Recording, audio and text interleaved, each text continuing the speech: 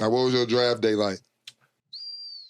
My draft day was poop-putt. For me, man, it was, bro. Like, the reason I left as a junior, I was projected number 1, number 2 overall pick. Like, they had me and Luke Joker on mock draft. Like, I wasn't going less than number 5. And so to go I pulled my hamstring at the combine.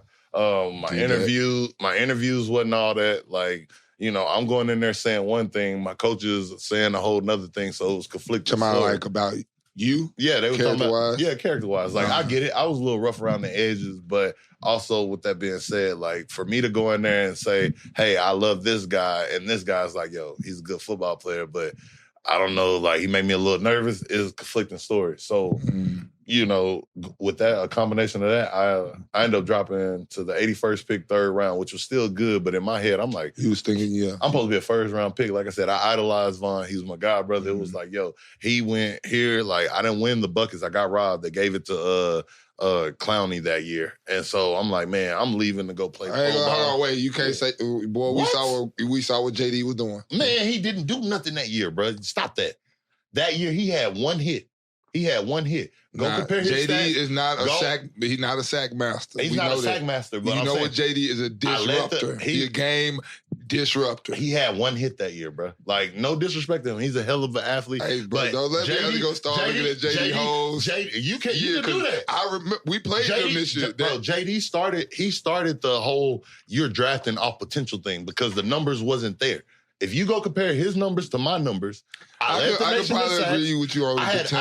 I had 100 tackles at weak side defensive end. I led our team in tackles. What are we talking about? His tackles, he had 40-something a year?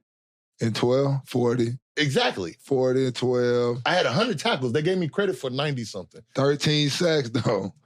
Once again, don't act like you don't take, especially all of a sudden, and especially this was the year around the time where he had the hit on Michigan. You can have 1 year and niggas gonna come get you.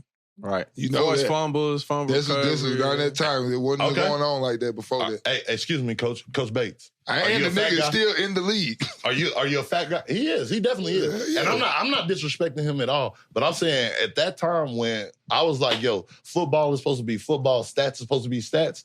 My stats killed his that year. Like, what are we talking about? Like, I was supposed to win that award. And so for me not to get that award, I'm like, yo, I might as well go get paid right now and feed my family. Like, what am I doing? And I ain't gonna lie, I was bitter. So yeah, it was like, yeah. I can see if you looking at your stats, we compare. And this is my first year in the SEC. I guess awards supposed to come off stats. Yeah, you don't never get the award until the year after you supposed to get it. Like, I felt like if I would have came back, if I would have came back, I felt like they did the same thing that I did. You had no choice but to give me the award, if that makes sense. But I didn't do it. I was being petty, and this is the start of my me letting my emotions talk me out of it. Everything, I don't believe in mistakes. Everything happens for a reason. Like, it's all a life learning thing. Absolutely. At that time, I left to go feed my family, but also if I would have just had a little more patience, I could have stayed in college, did what I did, and potentially like, you know, we could have won a natty or been in those talks to do that. I would have had a year playing with Myles Garrett and like going there. Hey, he could be a hater all he wants, but we know about a natty. You don't know about a natty. To come in and do what we did our first year in the SEC, beat Bama at their house. Bro, we didn't lose the 2 games that we lost that year. We lost by a total of less than 10 points that whole season. Like, what are we talking about? Which I did lose. That's what I'm saying. We talking about... Y'all did lose. The only thing that get talked about is Johnny Manziel. I ain't hearing that. That's fine, bro. So that's what I'm saying. So you know, as a defensive player, they ain't gonna talk about us. But you gotta Johnny Manziel was a LSU. LSU. I don't know what it is. They talk about everybody. DBU. No, but you gotta think about it, bro. You had Johnny Manziel, you had Mike Evans doing what he was doing. He didn't get the credit that he was supposed to do that year. He was definitely bottom. And the thing about it, Mike was our number 2 guy. You had Mike that was that guy, but you had Ryan Swope that was doing. Actually, I take that back. Mike was. No, y'all better go look at. I know Swope was Michael Evans. Michael Evans still on the scouting report. Mike was high on the scouting report. He was high on the scouting report, but so was Ryan Swope. Like, people talking about he wasn't, bro. But Mike was. He just you gotta remember, Mike still been, that nigga been putting up 1,000 yards for the last college. 18, 19 years. Yeah, he definitely has. But y'all gotta, like I crazy. Said, you got to remember, this was the freshman coming in, somebody that was already established. I'm saying that to say that the star power that we had, you had Ryan Tannehill that was your quarterback that could play receiver. You had me on the defensive side. You had all those offensive linemen. We had 3 first-rounders over there, and Johnny got the recognition that he did. QB's gonna get the love, bro. But it was a combination of all that. Like, the defense had to bail them out sometimes, just like there was some games where, like, Jay Stu, go back, flip that back where it said Jay Stu. Hold on, you know Jay Stu? Hell yeah. Bro, hey. I played with Jay Stu when he went to the Rams a rookie year.